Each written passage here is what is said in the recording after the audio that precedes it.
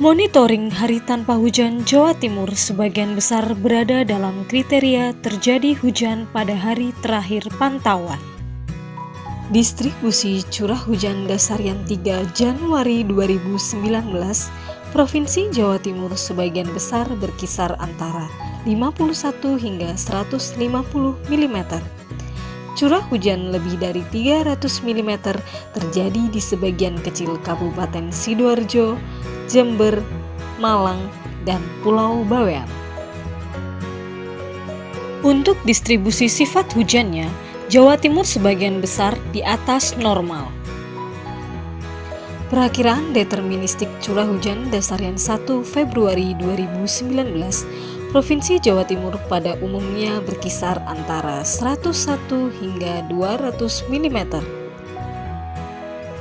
Untuk perakiraan probabilistik curah hujan dasarian 1 Februari 2019, Provinsi Jawa Timur pada umumnya berkisar antara 51 hingga 150 mm dengan peluang lebih dari 60%. Untuk informasi lainnya dapat diperoleh melalui